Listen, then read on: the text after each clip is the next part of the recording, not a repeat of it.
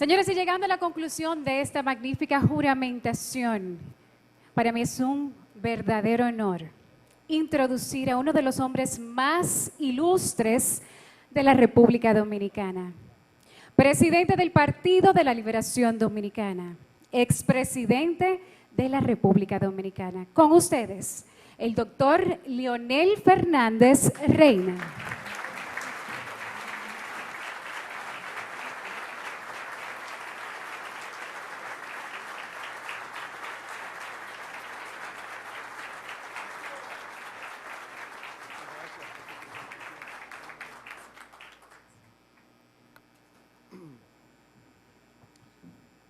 Bien, antes de intervenir formalmente, tengo entendido que vamos a juramentar a los miembros de 34 comités de base de la Juventud del Partido de la Liberación Dominicana. De manera que los que hoy van a tomar el juramento, por favor, ponerse de pie.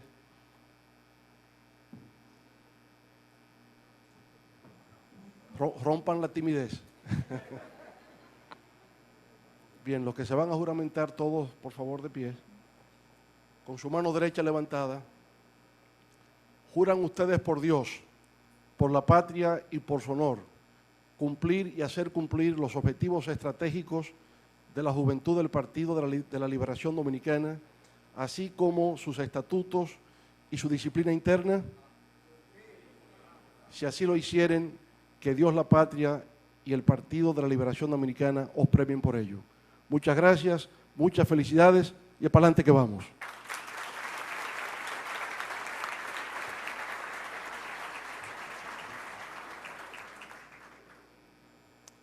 Compañero licenciado Julio César Valentín, senador por la provincia de Santiago y presidente del Partido de la Liberación Dominicana en esta provincia. Licenciado Adriano Abreu Suet, principal responsable de la organización de este evento aquí esta noche. Compañero licenciado Franklin Rodríguez, presidente de la Juventud del Partido de la Liberación Dominicana.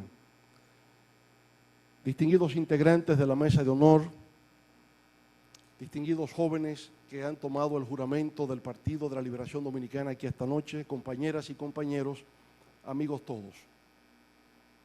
Estaba meditando cuando escuchaba a Iván y a Chanel hacer uso de la palabra.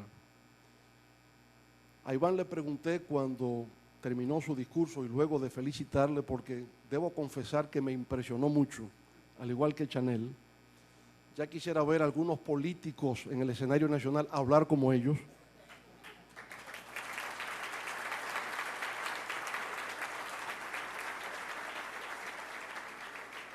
Bueno, yo les diría, si hablaran como ellos, tendrían ya las próximas elecciones ganadas. Absolutamente. Pero me impresionó saber que tienen 17 años de edad. Y resulta que cuando yo tomé juramento por vez primera como presidente de la República, en el 1996, de eso hacen 18 años. De manera que hace más tiempo de cuando yo me juramenté por vez primera que ellos tienen de nacidos. Y me imagino que la situación de ellos se multiplica aquí en este auditorio en el día de hoy. Lo que quiere decir para mí que una nueva generación se incorpora a la lucha política democrática de la República Dominicana, y eso me permite asegurar que nuestro país tiene un destino, un porvenir por delante venturoso, porque ya hay una nueva generación que se hace dueña de su propio destino. Mis felicitaciones.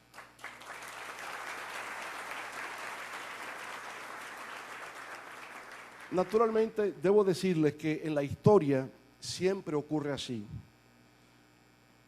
Cuando uno estudia la historia en las aulas, en la escuela, nunca reflexiona exactamente acerca de la edad biológica que tenían los actores de determinados acontecimientos trascendentales en nuestra vida republicana.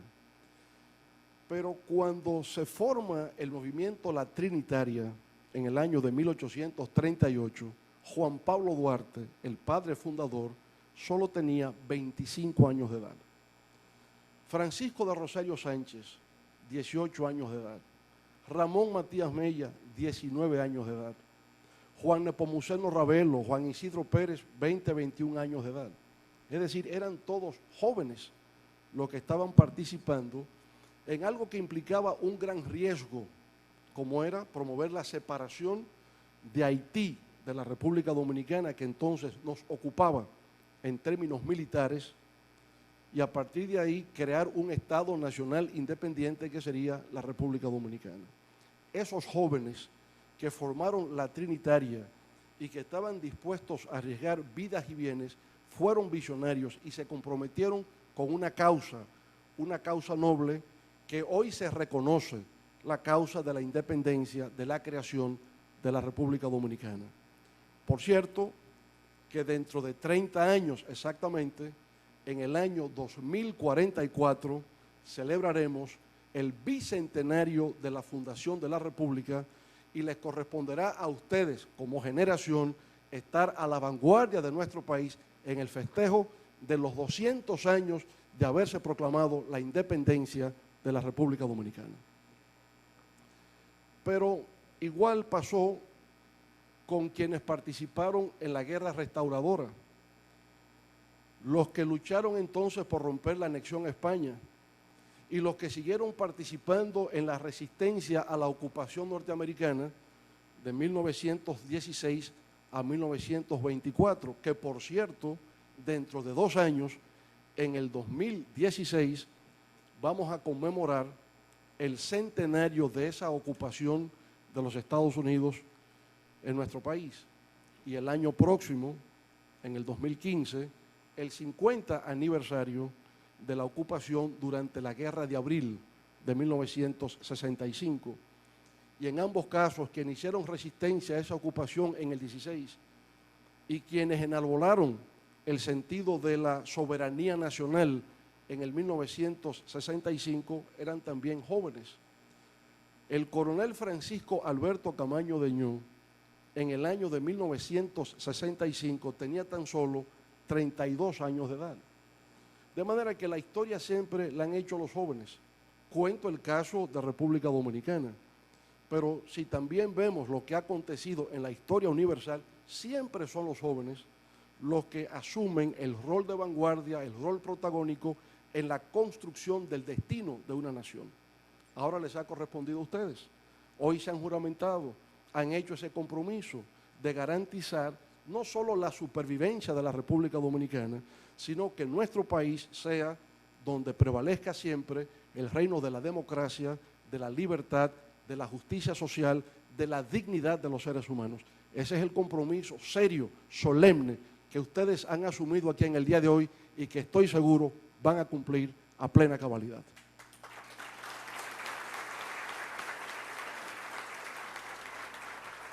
Ahora, cada generación participa atendiendo a razones o a motivos distintos.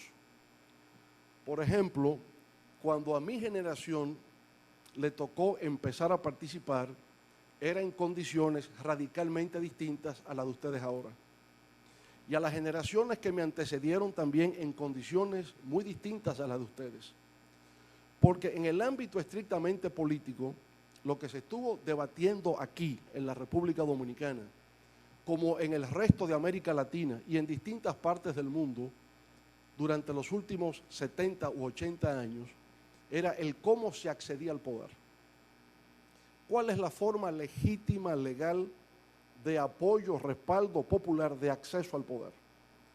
Y ocurre que si bien es cierto que desde que en América Latina se produjo la ruptura con el orden colonial europeo y se fundaron repúblicas, la idea siempre fue la creación de la democracia.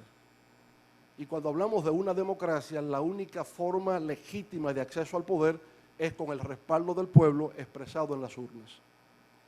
Pero eso fue una aspiración, eso fue un ideal, fue un sueño, porque en la práctica no se produjo, con excepción, algunas excepciones. En el siglo XIX y buena parte del siglo XX lo que prevaleció fue el caudillismo, el militarismo, el golpe de Estado, la sonada militar, pero nunca se daba, salvo excepcionalmente, como he dicho, por la vía del voto popular. Pero después de la Segunda Guerra Mundial se presentaron varios intentos de acceder por vía electoral, pero eso terminaba siempre en un fracaso. O cuando se ganaba elecciones y se gobernaba conspiraciones y golpes de Estado militares. Eso ocurrió en Venezuela, eso ocurrió en Guatemala, eso ocurrió en varios otros países. Aconteció a principios de los años 50 un fenómeno que iba a transformar a América Latina y que iba a influir en el pensamiento y en la acción de muchos jóvenes. Ocurrió en Cuba. Cuba, que fue el último país de América Latina en conquistar su independencia, vino a ocurrir a finales del siglo XIX y principios del siglo XX. La última guerra cubana empezó en el 1895, terminó en el 1898 con la intervención norteamericana en la explosión del Maine en el puerto de La Habana. El primer presidente de Cuba fue electo en el 1902, el último país de América Latina, por tanto no tenía tradición democrática, pero de 1948 a 1952 hubo un presidente llamado Carlos Prío Socarrás. Incluso el profesor Juan Bosch fue secretario particular de Carlos Prío Socarrás en Cuba, un dato que quizás ustedes no sabían, pero que pone de relieve cómo Juan Bosch ya tenía una incidencia y una influencia incluso más allá de la República Dominicana en aquella época. El gobierno de Carlos Prío Socarrás tenía que terminar en el 1952, 4 años del 48 al 52. Tenían que celebrarse elecciones en el año de 1952. Pero un personaje llamado Fulgencio Batista, un ex militar que había sido presidente en Cuba anteriormente, dio un golpe de Estado. Y como consecuencia de ese golpe de Estado, la historia cubana se alteró. La historia cubana, de alguna manera, se desvió de su curso democrático que estaba teniendo, elecciones cada 4 años. Fulgencio Batista da el golpe de Estado de 1952. Había un joven que había terminado sus estudios universitarios más o menos en aquella época, llamado Fidel Castro. Fidel Castro aspiraba a ser diputado por la provincia de La Habana en las elecciones de 1952, pero se produjo el golpe de Estado, no hubo elecciones. Y al año siguiente, 1953, se cumplía el centenario del nacimiento del apóstol de la independencia de Cuba, José Martí. Y como forma de reivindicar a la juventud cubana de la época, que fue impedida de participar en un proceso democrático electoral, Fidel Castro organizó un movimiento que tenía como propósito sacar del poder a quienes lo habían usurpado por la vía del golpe de Estado. Y se trataba de un asalto a un cuartel militar que queda en la segunda provincia más importante de Cuba, que se llama Santiago de Cuba. Ese asalto se llamó el asalto al cuartel Moncada y tuvo lugar el 26 de julio de 1953, exactamente en el cumpleaños del centenario de José Martí. Y lo interesante es, por supuesto, que aquel movimiento fracasó. Era un grupo de jóvenes que pretendía por la vía armada tomar el control de ese cuartel militar. La mayoría fueron muertos en el combate, otros torturados posteriormente. Fidel Castro fue hecho preso. Y cuando se le está juzgando, le preguntan que por qué él había hecho eso, que qué lo había motivado a emprender esa acción militar. Y él dijo que el autor intelectual del asalto al cuartel Moncada se llamaba José Martí. Lo que indica que en las causas revolucionarias está siempre el factor de la historia detrás. Cuando Hugo Chávez hablaba a Venezuela, siempre decía que él encabezaba el movimiento bolivariano, refiriéndose a Simón Bolívar. Cuando Juan Bosch formó el Partido de la Liberación Dominicana, dijo que era para completar la obra de Juan Pablo Duarte. Siempre las grandes figuras de la historia están detrás de los grandes movimientos. El Frente Sandinista de Liberación Nacional levanta la figura de Sandino.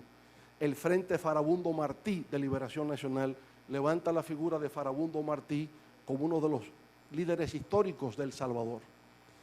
Todo esto lo cuento y lo hago a ustedes partícipes para darse cuenta que lo que uno emprende, aunque en el momento no tenga plena conciencia de eso, es una labor de carácter histórico, que tiene antecedentes, viene de mucho atrás. Nos apoyamos en el presente, pero con proyección hacia el futuro. En esos años 50 y los 60, entonces la lucha era porque había golpe de Estado y no había forma de participar democráticamente, de acceder al poder por vía democrática. En la República Dominicana, así como en Cuba estaba la dictadura de Batista, que como sabemos finalmente cayó, porque Fidel Castro cayó preso, 2 años después fue puesto en libertad, de ahí se fue a México en el año de 1956, formó una expedición armada, conocida como la Expedición del Granma, salió de México en un botecito donde solamente cabían 20 personas y llegaron 82 en el bote, cruzaron el Golfo de México, llegaron a un lugar llamado Alegría de Pío, la costa de Alegría de Pío, en diciembre del año de 1957. 82 personas llegaron ahí. A la semana, la aviación cubana había matado a 70 de los compañeros de Fidel Castro. De 82 solamente quedaron 12. Esos 12 subieron a la Sierra Maestra, lograron reagruparse, solamente 12. Y cuando los 12 estuvieron juntos, Fidel Castro dijo, hemos ganado. Y a partir de ahí, efectivamente, se llevó a cabo la Revolución Cubana, que triunfó el 1 de enero del año de 1959. Ahora, ¿qué ocurrió? Que ese triunfo por vía armada contra una dictadura determinó que la juventud de la época llegase a decir, no nos permiten llegar al poder por vía democrática, por vía electoral, entonces lo vamos a hacer por la vía armada y vamos a derrocar las dictaduras y vamos a crear gobiernos revolucionarios populares.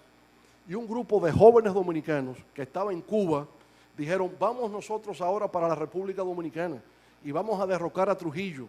Y en efecto, 6 meses después que Fidel Castro bajó de la Sierra Maestra a La Habana, esos jóvenes, algunos de los cuales estuvieron después con Fidel en la Sierra Maestra, vinieron a la República Dominicana el 14 de junio del año de 1959. Esa expedición militar fracasó militarmente, pero triunfó políticamente, porque 2 años después caía la dictadura de Rafael Leónidas Trujillo y se iniciaba una nueva etapa histórica en la República Dominicana. Ahora, ¿qué ocurrió? Juan Bosch, el líder del exilio dominicano, llega, gana las elecciones abrumadoramente, toma posesión 27 de febrero de 1963, pero es derrocado a los 7 meses. Al ser derrocado, se frustró la democracia dominicana. Y es entonces cuando se produce la Revolución de Abril de 1965, cuyo objetivo era el retorno de Juan Bosch al poder, el retorno de la Constitución Democrática de 1963. Eso a su vez fue frustrado porque el gobierno del presidente Lyndon Johnson en los Estados Unidos, todavía en la época de la Guerra Fría, se creía que el movimiento revolucionario dominicano podía caer en el comunismo y no se daban cuenta que en el caso dominicano era una revolución por restablecer un gobierno que había sido democráticamente electo. Se frustró por esa intervención y luego tuvimos 12 años en la vida pública nacional donde lo que prevalecía era la represión y la persecución, y ahí entra mi generación. Y cuando mi generación empieza a participar en política, nadie está pensando que va a ser presidente de la República, nadie está pensando que va a ser senador, ni que va a ser diputado, ni que va a ser alcalde. Lo único que nos interesaba a nosotros en aquella época era luchar para permitir el acceso democrático al poder en la República Dominicana. Y a fuerza de esas luchas y acontecimientos internacionales que se precipitaron sobre la República Dominicana, hoy podemos decir que en nuestro país prevalece la democracia y que la única forma legítima de acceso al poder es a través del voto de los ciudadanos en las urnas. Por tanto, en la República Dominicana hoy existe plena libertad y plena democracia.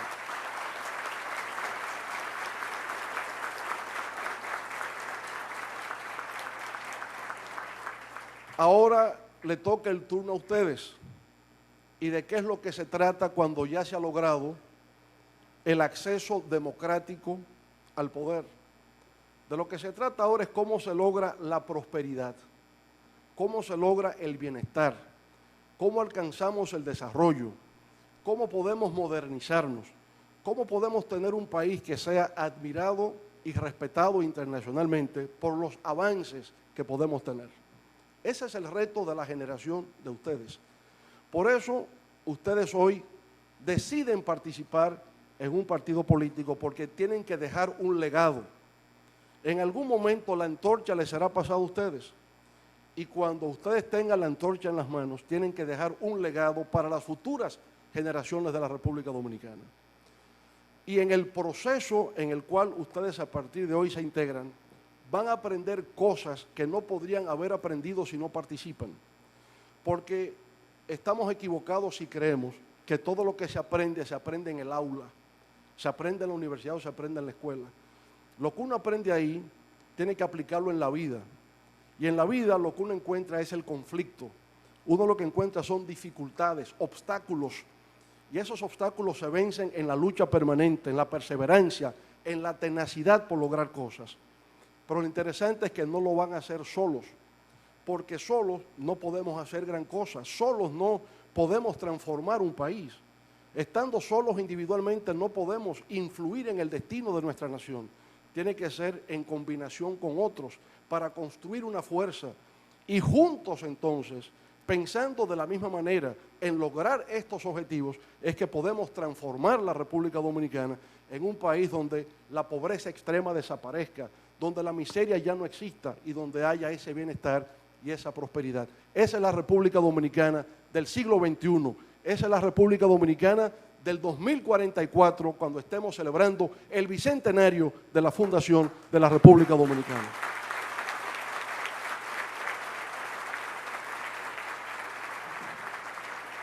Yo les felicito sinceramente por este gran paso que han dado en el día de hoy.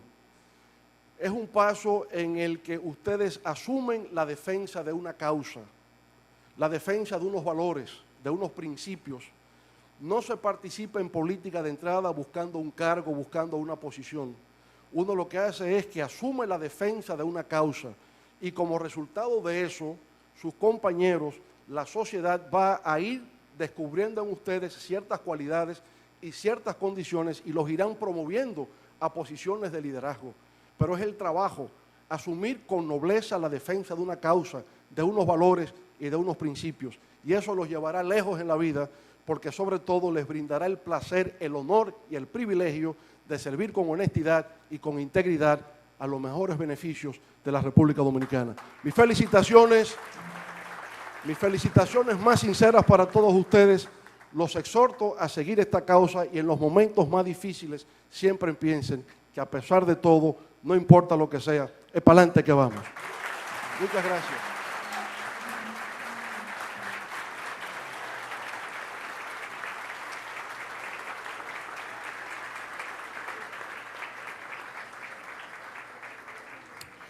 Bien, 500 nuevos miembros llegan al partido, por lo que esta noche se celebra, esta noche celebramos la juventud, esta noche celebramos a aquellos que hoy decidieron tomar el camino político de manera responsable. Bienvenidos al Partido de la Liberación Dominicana.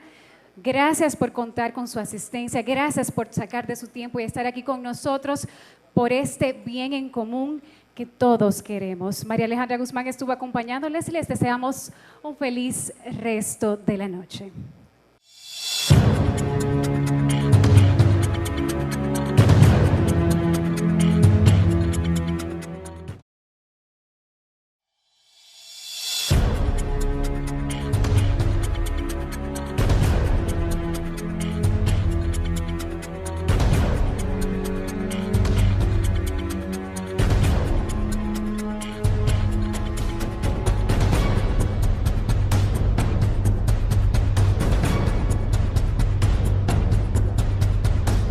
Santiago. Que no se detenga el progreso.